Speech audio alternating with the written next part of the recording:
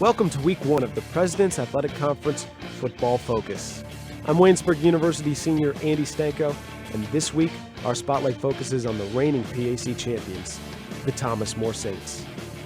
The Saints entered the 2016 season ranked 11th in D3Football.com's Top 25 preseason poll after finishing in that spot in 2015. Thomas More earned the PAC's automatic qualifying bid to the NCAA Division III Championship Playoff and defeated Washington and Lee in the first round before falling to Wabash in overtime. The Saints are the preseason favorites, according to the PAC preseason poll.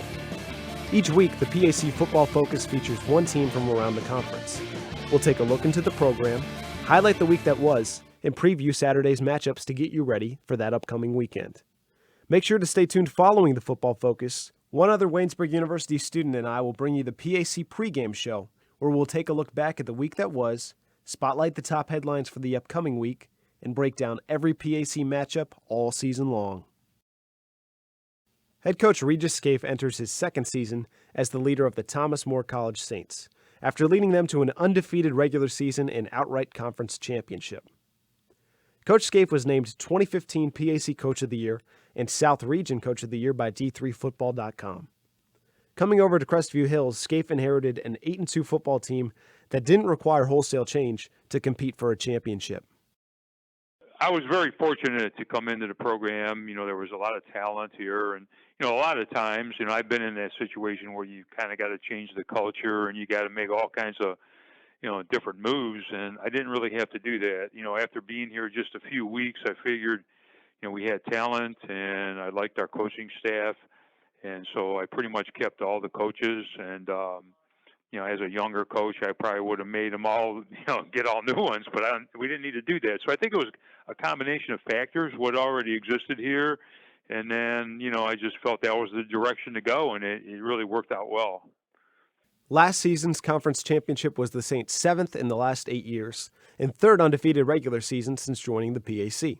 Coach Scafe pointed to the school's culture and atmosphere as keys to sustaining excellence in athletics. It's really the atmosphere here, the culture, the school. It seemed, last year and this year, our incoming freshman class, men and women, are over 50% athletes when they first come here. Doesn't mean they all play all 4 years, but it just seems to be a draw. It's like the area that we're at is really good high school athletics, and even beyond that, younger grade school athletics and all that, and different kind of, in football, there's all kinds of little bandit squads and Muni League teams, and it's just a big deal. And Thomas More gets, a lot of hype in the area, and people come to our games. So there's a great game day atmosphere in all our sports. So it's a combination of a lot of factors, and the school really supports athletics. So I think it just exists the way it is, the culture here. Leading the way for last year's undefeated regular season and outright conference championship were 20 seniors for Thomas More. The class of 2016 graduated with a 28-4 record over the last 3 seasons, and over half of 20 seniors were all-conference performers, 10 of whom were either all-PAC first team or second team. Coach Scafe will have to replace impact players on both sides of the ball in 2016. They were great players, and I was fortunate to come in with them. Really, as you said, half of my guys were all-conference, and they were great leaders and, great players and great kids. And, it's tough to replace that. But, there's guys that are waiting in the wings for their opportunity, and, we're a different kind of a team. I don't know if we can replace those guys, but it's other people have to take, they have to step it up. So, they're ready to do it. In his second season, Coach Scafe has another large senior class that has an opportunity to make its mark. In the beginning, last year, we were ready to go from the get-go. From the first day of practice, these guys were really, and they had been, guys like Goose and different people that we had, Hendo, and, they were leaders, 3-4-year starters. We don't really have that. We have some seniors that are playing really for the first time. We do have some guys that played before, but we don't have as many guys with veteran experience, so it's a new opportunity for other people. One of the players looking to make his mark in 2016 is junior quarterback Brendan Kunst. Kunst will take over as the starting quarterback after appearing in 11 games last season, including a few starts in place of an injured Jensen Gebhardt. Kunst amassed over 1,500 yards passing and 18 touchdowns through the air. And despite only starting 3 games, Kuntz qualified for the PAC passing leaders and finished in the top 10 in passing, touchdown passes, completions, and led the conference in yards per attempt and yards per completion. Oh, he's a good athlete, and he played every game last year, and I think he started at 4, maybe even 5 for us because our quarterback got hurt, and it's just he has experience, so it's not like he's going to play for the first time. So I think that really helps, being in a game already, being in some big games, replacing Jensen when Jensen got hurt. So I think that he's ready to take charge of the team. The Saints lose valuable starters at virtually every position group on both sides of the ball, with the lone exception being the running back position. Thomas More returns its top 3 rushers from last season's second-ranked rushing attack. Well, I mean, there's no question running back's the strength of our offense with CT back and Javier and Luke Zajac, too. All those guys played last year, and we're going to rely on them to get us going off to a good start. I think hopefully we get a balanced attack like we always have, but early on we'll probably be more of a running team, I would think, because those guys are the veterans. On the defensive side of the ball, Thomas More must replace 6 all-conference performers, including 2015 PAC Defensive Player of the Year, Eric Butler. Coach Scafe will lean on an experienced group of leaders to anchor his defense. We got a couple of D linemen, our 2 DNs all have played, Roderick Darden and Dustin Mitchell. And then linebackers, we got experience there. We have, different. I mean, Austin Copeland's been a 3-year starter. Trey Tunstill. And in secondary, we feel pretty strong. But our leaders will be Brandon Neal and Lem Moyer and Johnny Lammers. So we got some experience. We've got a little more experience on D. I don't know if we have another Eric Butler on our team right now. We have to do it more by committee. A lot of those guys that I mentioned have all had some experience, so I don't know if we'll have a dominant player like Eric, but those guys are all pretty good players, so we have to be more of a team effort, I would think, on defense. In Week 1, the Saints traveled to Franklin, Indiana to take on Franklin College. The Grizzlies have claimed the last 6 Heartland Collegiate Athletic Conference titles and went 8-0 in conference play in 2015. Well, I think it's a great measuring stick, see how, where you are as a team. We have a lot of question marks, and they're a great program, top 20 team, and so it forces you to get ready pretty quick. You can't ease into the season, that's for sure. And we're playing there at night. I've never been down there. I heard it's a great environment, and it'll be probably a packed house, and they are a program that's used to winning, so it should be a battle. Both teams are, we'll probably go at it. It should be fun. Leading the way for Franklin offensively is junior quarterback Chase Burton. Burton threw for over 3,800 yards and 36 touchdowns last season and was named the HCAC Offensive Most Valuable Player. He'll provide a challenge for the Saints' pass defense that ranked first in the conference a season ago. Yeah, he's really tough. He was our Conference Player of the Year as a sophomore and broke all their records.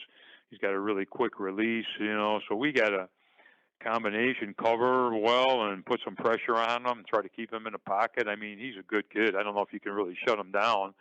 Hopefully just minimize him and try to stop the big plays. I mean, they have some good receivers, so it's a heck of a challenge for our defense. I mean, he's really a good quarterback. So just like you said, we have to be ready, and I don't know if you can. I think teams always blitz them and then they get hurt and you can't just cover them. I think you got to do a combination of things.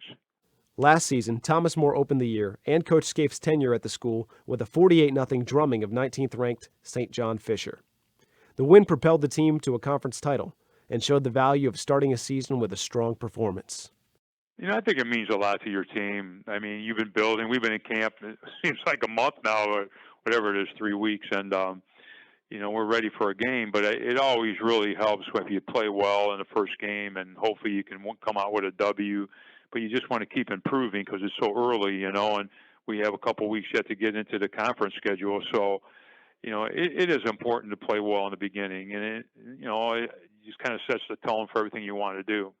After the first 2 weeks of non-conference play against Franklin and Bridgewater, the Saints jump right into a demanding PAC schedule with matchups against W&J, Carnegie Mellon, and Westminster to begin the season.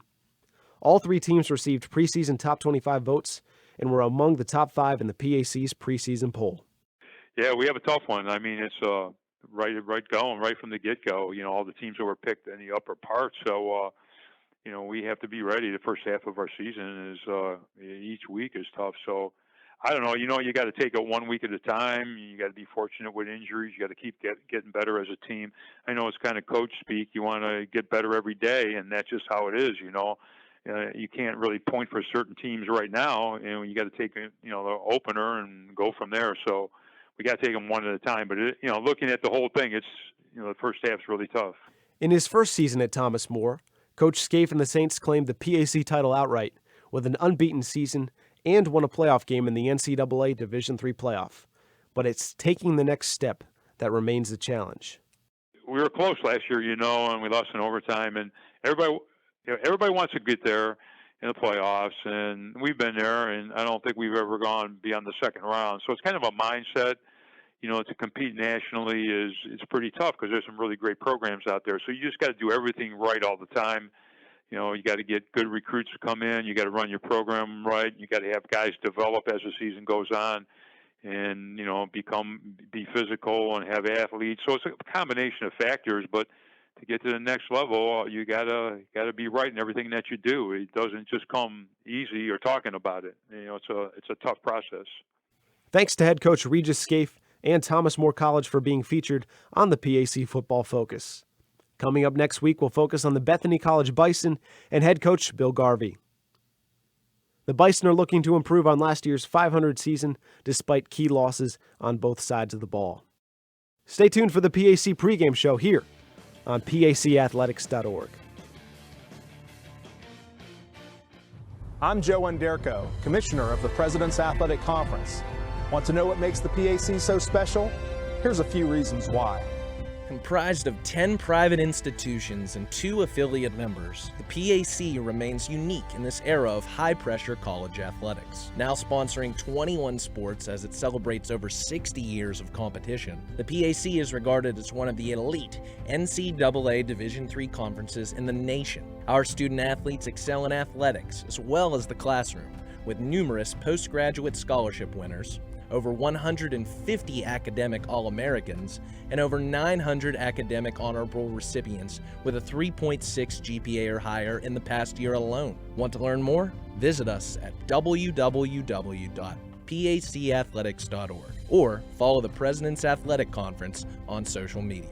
Academic and athletic excellence since 1955, the President's Athletic Conference.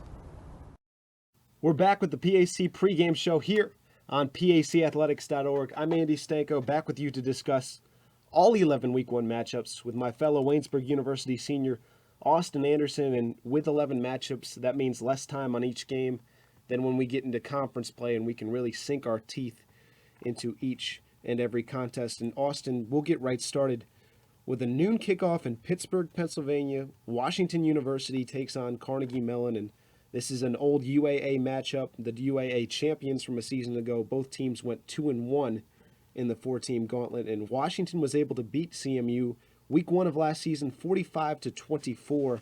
And Carnegie Mellon didn't allow that many points for the rest of the season. 3 turnovers and a couple of empty red zone trips sunk the Tartans. And for CMU, it wasn't how the Tartans started the season, but how they finished. Started the season 1-3, but won the final 7 games, including a win over Case Western Reserve in the Academic Bowl, and the Tartans collected a postseason win for the PAC with a 48-13 win over Bridgewater State in the ECAC Legacy Bowl Championship. Austin, what do you look for in CMU starting the season against Washington? Well, I'm expecting them to give a better game than last year, as you're mentioning there, Andy. 5th in the PAC poll this year, and I think what's helping both Carnegie Mellon as well as Case Western this year is the fact that the UAA competition, I think, is improving, which is causing them to improve themselves, and I think it's being reflected in the PAC standings as well. As you now look at Carnegie Mellon, poised to at least try to finish in the top 5. Such a great winning streak to end the year last year, 7 in a row, 6-2 overall in conference, 8-3 overall total. Just a very solid year for Carnegie Mellon, and I think versus a team like Washington, where they had a loss like that, 45-24 last year, you look for a game of revenge. And I know that's something sometimes coaches like to go towards, sometimes they don't. But that revenge is something that I'm sure is going to fuel Carnegie Mellon as they try to win that game at home. And also keep in mind, the travel to St. Louis is definitely not light. So whoever's making that big travel, that has to be a factor in a game like that. For Washington University, again, it's all about J.J. Tomlin, the senior quarterback last year. Threw for 399 yards and 4 touchdowns in the opener, and Tomlin set single-season passing yardage, completion, and touchdown records for the Bears. 3,300 yards, 29 touchdowns, 300 yards in 7 of 10 games, but threw 16 interceptions. And when CMU turned things around, it certainly was a big part of forcing turnovers and minimizing the takeaways. CMU went from an even turnover margin in 2014, the first year the Tartans were in the PAC, to plus 12 last season, forcing 7 more turnovers and giving away 7 fewer turnovers on the other side of it. And I can really attribute that improvement to the play of Andrew Herron, who is now gone from CMU. He went from 12 touchdowns and 10 interceptions in 2014 to 26 touchdowns and 10 interceptions in 2015. And really, when you're playing the quarterback position with the nation's leading rusher, and I can't believe it's taken this long for us to get to Sam Banger. Banger, 2,092 yards, 22 touchdowns, leading the nation in rushing, the 21st player in Division III history to eclipse 2,000 yards. What can you say? All-American, preseason All-American, and of any team in the PAC, CMU is the team with the most decorated preseason accolades. Obviously, Brian Corey joins him as a preseason All-American. Corey, a Cliff Harris Award finalist, that goes to the top Division III defensive player, and he led the PAC with 13.5 sacks a season ago. And then you've got Drew Fitzmaurice, of course, who will be a junior this season in the secondary, led the PAC with 6 interceptions and was all PAC as both a defensive back and a return man. CMU is a team that's getting top 25 votes, and really, last season they started off slowly. I think it's very important for them to get off to a strong start against Washington University here. And I think this is just a testament to how great the PAC is and the top heaviness of this league. We had a chance to hear from Coach Shepis last week, and he said that all the teams are getting better in the PAC, and I believe it. All 5 of those top 5 teams in the PAC are all very solid teams. We've seen 3 of them actually make top 25s in respective different rankings. Really, it's going to be a solid PAC, and I'm looking for Carnegie Mellon to continue what they're doing offensively, especially on the ground. This is a team not to reckon with if you're other teams in the PAC. They're definitely going to be a force here in this season. Defensively, CMU will be happy to find that Quincy Marting of Washington University has graduated. Last year, the senior defensive back had 10 tackles, 2 interceptions, including an 88-yard interception return for a touchdown and a forced fumble in the win for Washington over CMU. On his way to an All-American season, but we will switch gears, heading into our second matchup of a full 11-game slate for the President's Athletic Conference. We'll go to the other UAA crossover with the University of Chicago visiting Case Western Preserve in Cleveland at noon. And last season, this matchup took place in Week 1 as well. Chicago won that game 31-30 in a shootout, but it really was the coming out party for quarterback Rob Kuda, who threw touchdowns of 26, 67, and 70 yards to go with a 9-yard touchdown run in that game. But a missed extra point in the fourth quarter cost Case Western Reserve, and Chicago took a 1-point lead with 3:18 to play in regulation, and Case's final drive stalled after a quick 2 first downs in Chicago territory. So Austin Anderson, Case Western, another team getting those votes, looking to compete with Thomas More and W&J at the top of the conference. What do you see in Case coming into this season and in this matchup with Chicago? I had a chance to talk with a few of the Waynesburg University football players and about this Case Western team, and they definitely were discussing the fact that Case Western can move the ball offensively, especially from the quarterback position. When they have their offense going, they're definitely a force to be reckoned with. 7-3 overall last year for Case Western. They're playing a team in Chicago that finished 6-4 overall. It's really a good battle between these two teams. Really, the UAA is really proving to be a really good, solid football conference, as we've seen over last year especially. The Spartans have received votes on d3football.com for the top 25, as we were mentioning. A lot of teams in the top 5 of the PAC receiving votes, and that was definitely a big loss for Case. As you look later in the year, Carnegie Mellon beat Chicago 52-7 last year, so that's definitely a disparity. Obviously, granted, CMU had a great run towards the end of the year, but that's a game that Case Western wanted to have back, I'm sure, which would have helped them in conference play, but and in regulation overall, season record and things like that. But I think if Case Western can get a good start against Chicago, they definitely have a few things going for them. PAC preseason prediction of third in the conference. I think this is a really good team overall on both sides of the ball, and nothing against them not getting their 9th winning season in their last 10.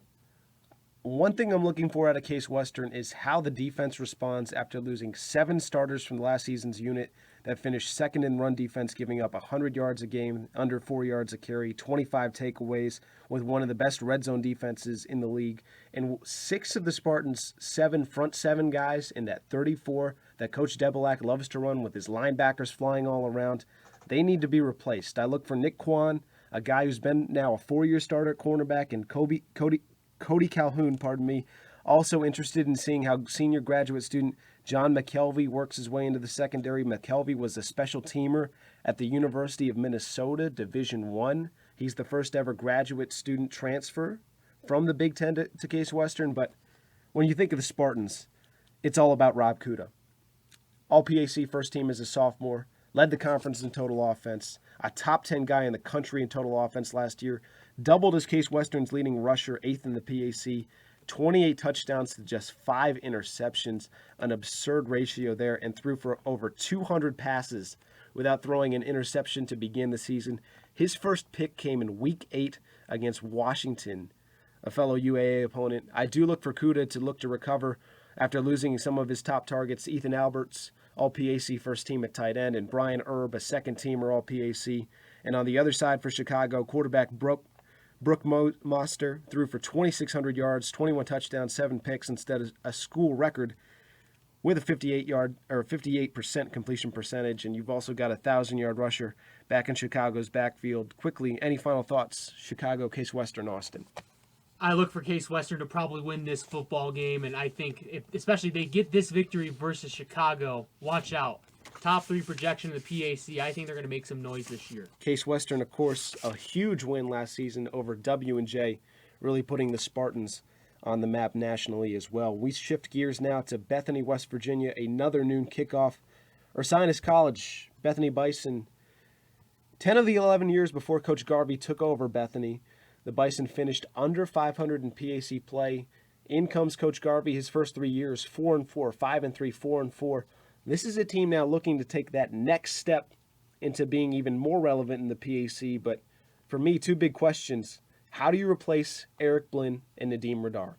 Marquee guys in the PAC, marquee guys in Bethany. Eric Blinn, last season, another year, top 3 in receptions, receiving yards, receiving touchdowns, tack on a rushing touchdown, tack on a punt return touchdown. He's the all-time conference leader in receptions, receiving yards, and receiving touchdowns. He will be missed. And then you've got Nadim Radar, 2014 PAC Co-Defensive Player of the Year. And last season, same old, 62 tackles, 18 and a half of which were for a loss. And then 12 sacks, second in tackles for loss, while leading defensive lineman in tackles. It's going to be tough for Bethany to replace, especially those 2 superstars. It will be a tough year for Bethany, I think, in that sense. And as for their PAC ranking, not as high as in years past. And I think with this team, with Bethany, you look at their schedule last year, and it's even more impressive they finished the record what they did, considering some of the competition they played. They played Mount Union week 1 last year. They played Washington Jefferson, which was ranked towards the end of last year, and still gave them a good run for their money, scoring 42 points on that really good defense. This team has potential, but the thing we have to mention, of course, Eric Blinn especially being gone, one of the top players in the PAC in last year. In the history of the PAC, too. Absolutely, for sure. And I think with that loss, this team's looking for leadership on defense. And the question is, can they defensively hold things together? They gave up 66 to Washington and Jefferson, 56 to Carnegie Mellon, 59 to Case. So you look at this team, if the defense can improve, they might be in good shape, and at least they can nurture some of the new younger offensive teams. But they were outscored last year 364 to 333. That's only about a 3-point differential, which is not bad all things considered. But they're really banking on that defense if they want to do anything in conference play, especially with some of the top-heavy teams this year. Bethany's opponent, Ursinus College, a member of the Centennial Conference, picked to finish 7th after finishing tied for 8th a season ago. And the offense from last season is essentially intact for the Bears. Senior captain Salvatore Bello threw for over 1,000 yards, 5 touchdowns, and junior James Emmett threw for 831 yards and 2 touchdowns. Both took snaps at quarterback last season. They combined for 7 touchdown passes, 11 interceptions, with a completion percentage of under 50% on 4 separate occasions last year, so not a great passing game. And then you look, the leader in rushing last season for Ursinus returns in Corey Kelly, who led the team with 400 yards, under 4 yards a carry. So this is a chance for Bethany to get its footing. And I look for returners Jalen Holmes, 1,300 yards, all PAC first team. Of course, his game against Grove City last year is legendary, 341 yards on the ground. And then defensively, Donovan Hayden, back-to-back 100 tackle seasons. Aaron Fry, all PAC honorable mention as a defensive back, first team as a punter. And then sophomore defensive tackle Daniel Gibson. It's hard to replace Nadeem Radar's production, but he's going to have to look to take up some of those impact plays. And I'm interested to see who Coach Garvey goes to at the quarterback position. Lincoln Reyes did throw for 2,300 yards last season and 24 touchdowns, but threw a league-high 18 interceptions, and a -11 turnover margin really hurt the Bison en route to a 5-5 season last year. But let's move on to our next matchup. A 1 o'clock kickoff in Washington, Pennsylvania. Worcester Fighting Scots, W&J Presidents. This has been going on for a couple of seasons. The 4th straight year the Fighting Scots and Presidents get things going in week 1, and W&J has won each of the last 3 matchups, 58-21, 53-17, and 56-10 a season ago. And W&J, despite going 8-2 last season, and I've read quotes from Coach Sirianni as well as Pete Coughlin, last year was a disappointment. And they are certainly looking to bounce back. They were picked to win the conference last season, lost at Thomas More, lost at Case Western, 2 extremely good football teams. But W&J, you expect more from them, and they expect more from themselves. You look at the PAC in recent years, W&J and Thomas More, every year, if they don't go 9-1 or 10-0, they're going to view the year as a disappointment. As you mentioned, though, Stanko, however, those are 2 very respectable losses, especially the one versus Case Western. Only a 7-point game there. So W&J has a good season upcoming, I believe. You know, Pete Coughlin getting all of these accolades coming into this year. I think this team is going to be solid, and I think they should have no problem against a Worcester team, which last year they beat 56-10. Worcester's an extremely young football team, only 7 seniors on the roster in all. Last year the team was loaded with first-year starters. They're still underclassmen at many important offensive skill positions like last season. You've got sophomores starting at running back, receiver. But they've turned some things around offensively at the end of the season. Worcester, 1,400 yards of total offense in the last 3 games of the season. The defense had 20 takeaways last season, and top 3 tacklers are back for the Fighting Scots. I'm interested in seeing how Worcester's 4-2-5 nickel-based defense fares against W&J. But looking at W&J's track record, I'm not sure how effective that defense will be, because Pete Coughlin, you mentioned him, Austin, D3Football.com, second-team preseason All-American, All-PAC second team the last 2 seasons. If you read anything that's come out of Coach Sirianni's mouth, he believes in Pete Coughlin, and Pete Coughlin has given him lots of reasons to believe. Final 4 games of the season, 1,456 yards, 13 touchdowns, 0 interceptions. He's had an amazing 2-year run at W&J. There's only 1 real blemish, maybe 2 real blemishes on his record. That's games against Westminster and Thomas More last season. The only 2 regular season games where his completion percentage was under 60% and he threw more interceptions than touchdowns. Those 2 games. That's it for Pete Coughlin. He's been immaculate otherwise. 71% completion percentage a season ago to pace the PAC. And oh, by the way, all of Division III. And you look around, Jesse Zubik is back, over 1,000 yards receiving for the season despite missing a game. And all kinds of history on the side of the Presidents this season. Last time W&J lost at home at Cameron Stadium, week 2 of 2012, to a very good St. John Fisher team. And then Worcester has lost its last 7 season openers in a row, including, of course, the last 3 to W&J. So even with the losses of some big players, I like the Presidents in this matchup. And I like the Presidents this season to bounce back from a disappointing 8-2. I think you're absolutely correct. I think W&J wins this one fairly heavily, and I think they'll also be right up there in the conference play to try to win a title. Of course, Ryan Ruffing, Zach Crossy, Daniel Liss, Jalen Morris, Dan Graziano, Bryce Merrill, all PAC performers that the Presidents will look to replace in this coming season. And Pete Coughlin, despite all the accolades, still looking for that first team All-PAC quarterback. Rob Kuda beat him out last season in Waynesburg's Carter Hill the season before. Look out for that storyline as the season moves on, but we shall move on as well to St. Vincent in Alma College. Bearcats, Scots in Alma, Michigan. St. Vincent head coach Ron Dulciato took over a St. Vincent program in 2014 that hadn't won a game since 2011. Coach Dulciato and his team are back, coming off 4 and 6 seasons consecutively. 8 wins in 2 years is almost as many as 10 wins in combined 7 years previously.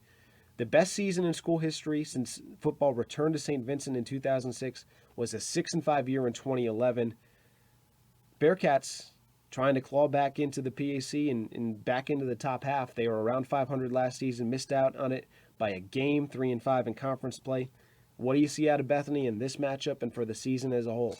I think this team is definitely going to be very solid. As you were mentioning, just a team that you looked at in previous years, gradually improving.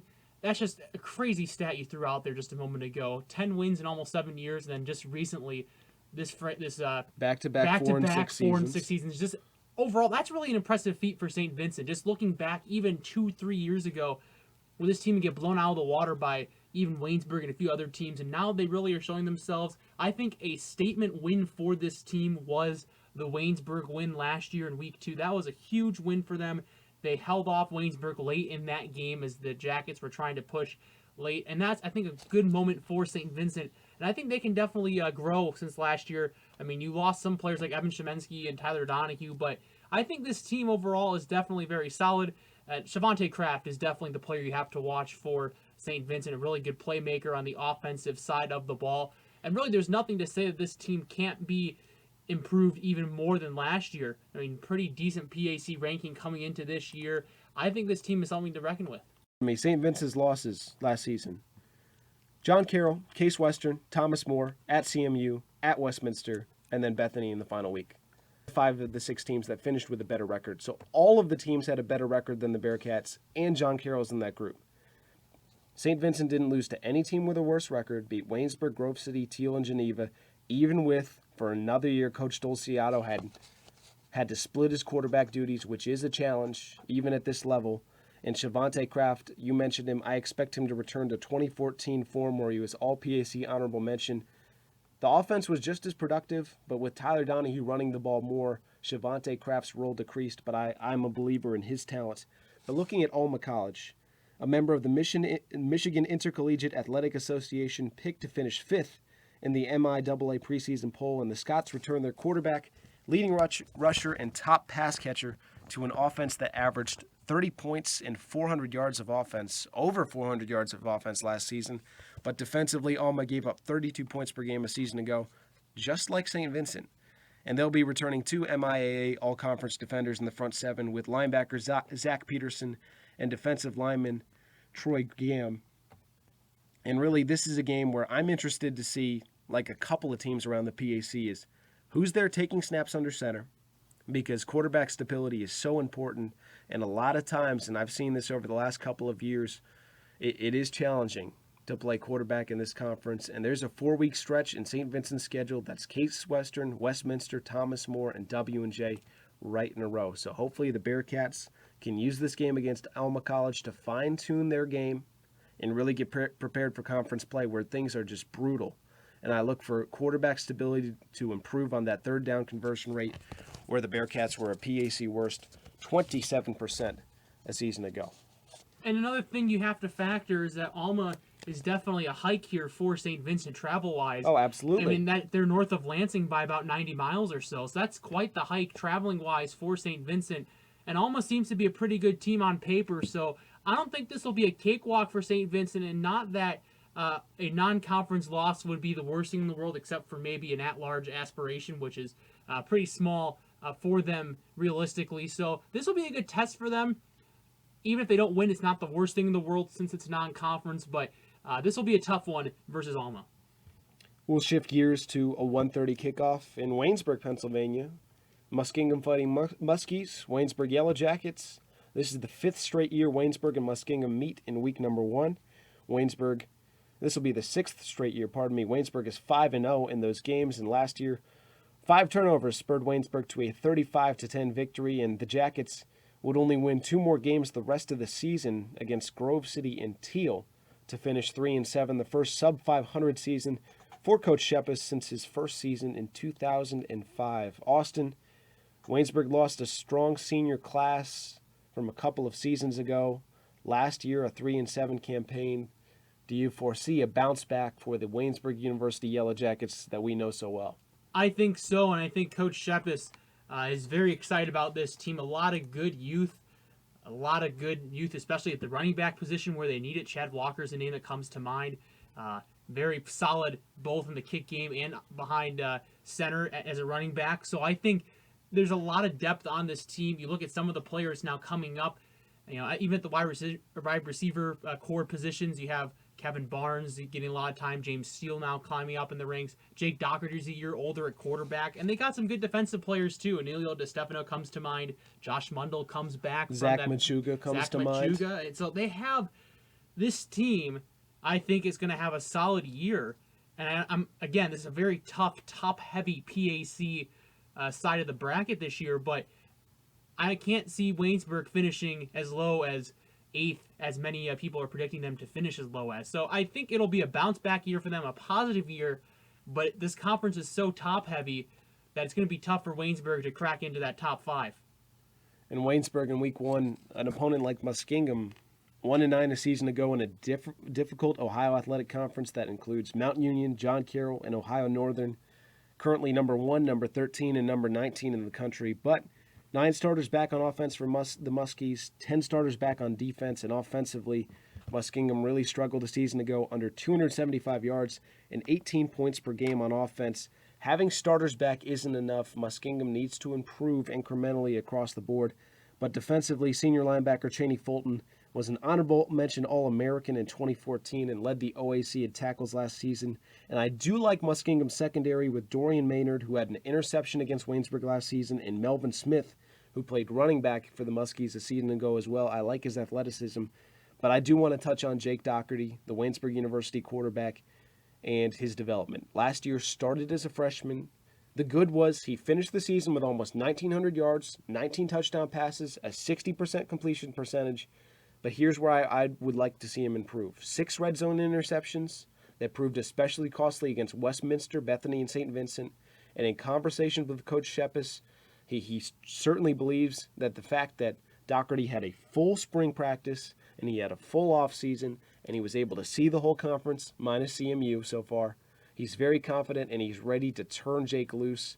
And I certainly expect him to throw the ball in tougher situations, 3rd and 11. Looked for him to throw the ball down the field more.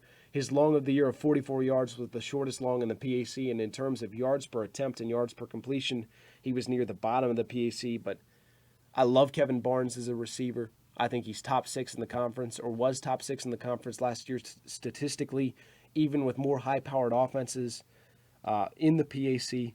And defensively, I can't underscore enough from being inside here at Waynesburg how much losing Josh Mundell last season hurt this Yellow Jacket defense in the secondary especially. And I think so. And you have to look at the secondary being even better than last year. You had now that you have Justin Wilco getting some game experience, sure, it hurt them in the moment, but it definitely helped his development now going into another year as a sophomore now in the secondary. And I think going back to Doherty, I think part of the issue with how people are looking at Doherty is the fact that he is following Carter Hill, the greatest quarterback in Waynesburg history. So the fact is that, of course, an incoming freshman, all numbers, put away all of the Carter Hill talk, put away or consider the fact that he was a freshman. Really, it was a solid year for Jake Doherty last year, and that was even partly restrained, as you're mentioning. So now, if you're really opening up the playbook, I'm expecting him to have a really solid offensive year, and I'm really kind of digging the hype here for Waynesburg, at least to try to contend for a 500 season, if not better. Jackets finished 9th in passing a season ago after 2nd in passing 2 years ago to your Carter Hill point. But we'll move on to our next matchup. Juniata College travels to Grove City to take on the Grove City Wolverines. New head coach Andrew DiDonato taking the reins of the program. For the first time since 1984, it won't be Chris Smith patrolling the sidelines for the Wolverines. And Andrew DiDonato, a 2010 graduate of Grove City College, played quarterback for Coach Smith and graduated as the school's record holder in passing, completions, touchdown passes, as well as single-season records for each of those categories before returning to Grove City.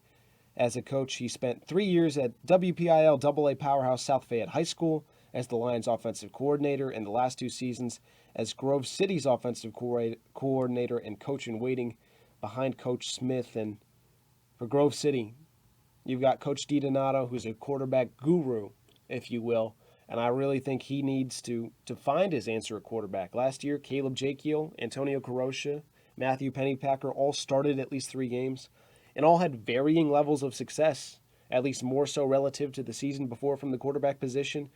And for what it's worth, that position was significantly better than the 2014 season, where the game high for passing yards for any player taking snaps under center was 168 yards, and Grove City quarterbacks combined to throw 8 touchdowns and 15 interceptions. Progress was made last year at Grove City. They didn't win a game, but progress was made in my opinion, and I certainly like the Wolverines' chances to get a game, if not this game here in Week 1. You look at last year, it's not like this team was far off from winning a football game. The Geneva game was awfully close. The Teal game was a nail-biter. Yes, they did lose in big margins to many teams. Even the Waynesburg game, that came down to the wire last year, Stanko. You were broadcasting that one. That was a very close game. I think Grove City is going to get 2 or 3 wins this year. I think the change of coaching staff and having a new face at the coaching helm might help this team a little bit. And I think overall this team will be, I don't think they'll be a force to be reckoned with in the conference, of course, but I think there's a good opportunity for this team to try to salvage a game or 2, and possibly even this week versus a team like the Eagles from Juniata. Juniata won 2 games the rest of the season after beating Grove City in the season opener. Just Ursinus and McDaniel College at the bottom of the Centennial Conference. The Eagles' offense will look to improve on 17 points per game last season with seniors at quarterback and wide receiver to start Week 1. And Juniata was able to run the ball in Grove City, 164 yards and almost 5 yards a carry, and only had a higher yards per carry average in 1 other game all season, and only had 2 other games all season with a higher rushing total. And you look back at that Week 1 matchup last season, Juniata beat Grove City Week 1 the last 2 years, and last year Juniata won 26-13, and Grove City could have been in that game. Juniata returned a fumble and a punt for touchdown, and Grove City turned the ball over 4 times and all. So really looking to minimize mistakes, and that's something that Chris Smith mentioned in his conversation with Carson on the Football Focus a season ago. I look forward to speaking with Coach DiDonato in what he sees for this program moving forward. And one thing I am looking forward to, besides the quarterback position, is how the Wolverines can run the ball more effectively in 2016. Even without improvement at the quarterback position, Grove City was often one-dimensional, playing from behind and without a real rushing threat. In 6 of 10 games, Grove City failed to gain over 100 yards on the ground, 2.1 yards a carry as a team last season. I think if you're able to achieve balance offensively, it makes life easier for a quarterback. It'll cut down the interceptions, cut down the third down conversion failure rate, and really make life easier as a whole. It'll be tough to replace your top 2 linebackers. Brandon Behringer, Bobby Tuttle were very good players. No doubt about that. They combined for over 200 tackles last year, 17.5 tackles for loss, 3.5 sacks, a couple of interceptions, 4 forced fumbles. And so I look to the secondary, Kobe Pratt, Kyle Byer, Andrew Seaford, as guys that really can be the strength of this pass defense and anchor this team for Coach DiDonato as he gets his footing under him as the head coach of his alma mater. But we'll shift gears once again, and we'll get into the 7 o'clock kickoffs. Hiram College, Westminster Titans. This will be the 7th year in a row that Westminster opens the season with Hiram. The Titans hold a 4-2 edge in those games. Westminster won last season 17-9 in a game that the Titans led 7-3 going into the 4th quarter. A couple of empty red zone trips, an interception, and a missed field goal cost Hiram a chance to eke out a comeback win for the 2nd season in a row. Both teams turned the ball over 3 times. And Austin, last season, Westminster was probably my favorite story. A program coming off back-to-back 4-6 seasons, right where St. Vincent is now. The Titans won 9 games, most wins in the season since 1997 for Westminster, and get the cherry on top in the form of an ECAC Bowl win over St. John Fisher in the James Lina Bowl Championship. And for Coach Benzel's squad, 2 losses on the year, at W&J, home to Thomas More. Didn't play Case Western, but beat CMU, and the schedule works out in favor of Westminster. The Titans get W&J, Thomas More, and Case Western at home. Titans, week 1 against Hiram this season. Your thoughts, Austin? I think it should be a fairly easy win for Westminster. This team getting ranked as high as 18th in the Lindy's Division III Top 25 poll, so a very high ranking there for Westminster. This team is a force, and now you're looking in the conference play, getting a top 4 ranking so far, at least in the PAC preseason. I think this is going to be a team that is going to be very exciting. I think 9 wins is not out of the question again. You have players like Demetrius Bentley and Dominic McKinley in the running backs, which is very solid 1-2 tandem there in the running back situation. And then also in their secondary, Matt Quinn and Todd Jeter are very solid defensively as well. So, and I think those are all players in the PAC players to watch list. So I think you have this team that's very solid overall on both ends of the ball. Nothing that's overly flashy, but just a team that knows how to win football games. And I think this is a team that you look at and say they're going to be a force. And I think they might even finish 3rd above Case Western in the conference, but we'll see what happens as the season plays on. Coach Scott Benzel had the number 1 scoring, total, and rushing defense in the PAC a season ago. 17 points per game against, 257 yards a game against, and 76 rushing yards allowed per game. 2nd in interceptions and sacks. Fantastic defensively. You look at their 2 losses last year, they're respectable. They were to W&J and Thomas More. Mm-hmm. And the W&J game was only a 4-point loss there. So, and that was in week 2 of the season and really put everyone on notice. Westminster's coming, and you look at week 1, Hiram College won 4 out of its last 5 games to finish last season 4-6 after losing 5 straight to open things up. And outside of the receiver position, Hiram's offense remains mostly intact. And defensively, 4 of the Terriers' top 5 tacklers are back, including 2-time All-NCAC defensive lineman Zaid Maben and All-Conference first-team linebacker Kyle Burchett after leading the conference in tackles last season. However, all 4 starters in the secondary are gone for Hiram.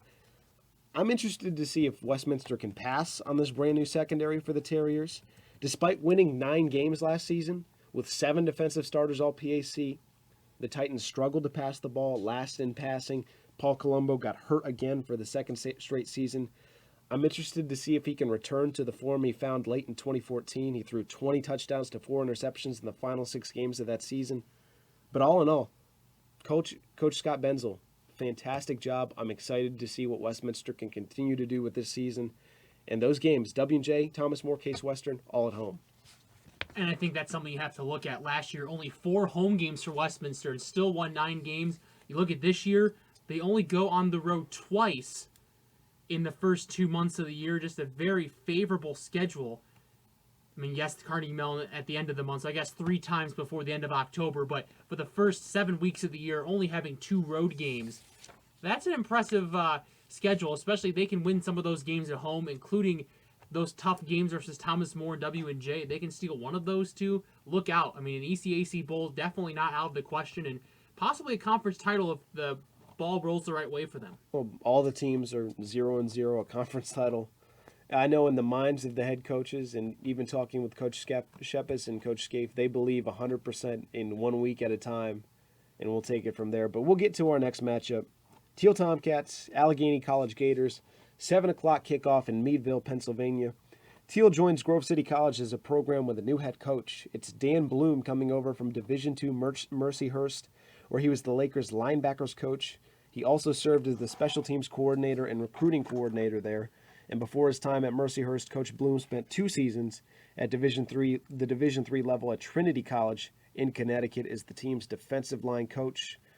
During his time there, Trinity led the nation in run defense in 2010 and 2011. He coached as a defensive assistant at Villanova when the Wildcats won the FCS National Championship in 2005, and then spent 2 years on staff on his alma mater, Mount Union, coaching linebackers. And as a player at Mount Union, he won a pair of national championships. So Coach Bloom is a defensive-minded coach. He's a very accomplished coach. He's got a whole bunch of rings and accolades already. and he's brought in a whole bunch of assistants on board since being hired. But this is a defense that he inherits that allowed a league-high 48 points and almost 500 yards of offense per game. There's plenty of work to be done at Teal College, and I'm sure Coach Bloom has already gotten started defensively. He's got a pair of linebackers that I know I was really excited about watching them last year against Waynesburg. Doak Walker Jr., Jake Elk. Doak Walker, an all-PAC honorable mention, 86 tackles, 8 for loss, a couple of interceptions, a forced fumble. And then Jake Elk, 68 tackles, 11.5 for loss, 4 interceptions, 2 forced fumbles. I think it really starts for them. They are on the defensive side of the ball. And then Trevor Martin and Joe Sarator in the secondary. But Austin, you see Teal week 1 against a winless Allegheny College. A chance to get on the right track into a season after last year going 2-8. I think so. I think this Teal Tomcat team can really get a big victory. And if they can against Allegheny and get the year started off right, I mean, as you mentioned before, it's a 0-0 record until you start playing your slate. And you look at this team last year, I mean, for Teal, getting that win versus Allegheny last year, that's a key win for them in their schedules. They only had 2 wins on the year, Grove City being the other one. And they really didn't have many close games besides that. So getting the season off on the right foot would be really important for them as they try to increase their record from a 2-win campaign last year. You look at Allegheny College, a team bringing in a new head coach as well, 0-10 last season. Allegheny did not score 21 points in a single game in any game except the season opener against Teal College, and Teal won that game 37-21. 9 points per game for, 43 points per game against for the Gators, and scored exactly once in third quarters in 2015. Just a quirky number that stood out to me. And last year, Teal ran roughshod over Allegheny College, 334 yards on the ground for Teal, and the Tomcats didn't run for more than 169 yards in any other game for the rest of the season. But when you talk about Teal College, you can't do it without mentioning Ryan Radke, a couple times all-PAC honorable mention at the quarterback position for 2 straight seasons. He will return to his duties as the full-time quarterback in a spread option offense this year. He spent some time at receiver last year, then quarterback, receiver, quarterback. If he can return to his 2014 form, where he was among the PAC leaders in total offense, set Teal's single-season record for total offense, was top 5 in rushing and passing, he can be one of the most explosive players in this conference. He certainly can. You look at the game versus Allegheny last year, 104 yards in the ground. He threw for 142, had a touchdown in that as well. Just a very solid player. And I don't think he'll be able to eclipse into the conversation for top quarterback in the conference first team or be able, just because there's so much talent at the quarterback position this year. But he's definitely a player that you can watch and see him being very solid on the offensive side of the ball. And I think this team has some offensive skill as well. Look at Kevin Daly last year being a force in the running game, so they're looking for players like that. So, I mean, I think this Teal team doesn't have necessarily the chops that they've had versus some other teams in the conference, but I think overall this Tomcat team has to be excited with having the forces of Radke at quarterback. I agree, and we'll move on. Our final game before our featured matchup of Thomas More and Franklin College. One of the better games in all of Division III to open up the season for everyone. But Geneva, Frostburg State. Geneva is playing Frostburg State in Week 1 for the 8th straight year. Geneva has a 4-3 edge in openers the last 7 years. However, Frostburg State has won the last 2 meetings. Last meetings was really strange. Frostburg State won 52-21, but Frostburg registered 2 safeties and 2 punt returns for touchdowns in the win. Frostburg led 49-7 before Geneva added a couple of fourth-quarter scores. Geneva struggled to move the ball, 190 yards of total offense, and Frostburg outrushed Geneva 243-22, and that's a theme that haunted Geneva all of last season. And for the Golden Tornadoes, they seem to be in a period of transition, picked 9th in the PAC poll, and Coach DeMarco has been at Geneva for a long time, and he's had plenty of success at the head of that program, and they've got a great home field advantage. Looking at the home dates at Reeves Field against Bethany, Teal, CMU, Grove City, and Westminster, it's hard for me not to pick Geneva in quite a few of those matchups, but I need to see improvement offensively. Second to last in scoring offense and total offense. Rushing offense only above Grove City, one of 2 units to average under 100 yards per game on the ground and under 3 yards per carry. But the good news, Javid Ellis, last season, all PAC honorable mention, I look for him to take a step forward as a dual threat quarterback this season. His games, especially against Thomas More and St. Vincent last year, really showed me something in that perhaps he could be the guy moving forward for this Geneva team looking to get back to prominence here in the PAC. I think you look at Frostburg State playing Geneva this week. Frostburg's definitely fared well overall against PAC schools in opening games dating back the last 4 to 5 years. Looking back in the schedule, one game that comes to mind is even when Waynesburg was at its strongest 3 or 4 years back, Frostburg took them to task, and Waynesburg did end up winning the game late. But despite Frostburg sometimes not getting as much recognition as some PAC schools, they've definitely fought, and it was a testament last year when they beat Geneva by a score of 52-21. Well, Frostburg State's a program undergoing its own transformation under a new coaching regime, and Coach Fitzgerald's entering his third season there, and Frostburg was picked to finish third in the New Jersey Athletic Conference and was voted the dark horse team for the second straight season, and the Bobcats returned 19 starters, 8 of which are along the offensive and defensive lines, including senior defensive end William Sewell, preseason All-American, all over the place defensively. And last season, if you look at Frostburg's defense and put them in the PAC, they would have been top 3 in scoring D, total D, and run defense. But for Geneva, before we move on, I'm interested to see how this team responds defensively now without Thomas Benyo, without Mulinex, without Nate Cannon, some of these guys who've been there for a couple of years and really effective players. And defensively, for Coach DeMarco's squad, a conference low 13 turnovers in 10 games, I think that's a little fluky. I think that sometimes when you get those really high numbers or really low numbers, things tend to even out the next season. And the defense had very similar personnel to 2 seasons ago when the Golden Tornadoes had 21 takeaways.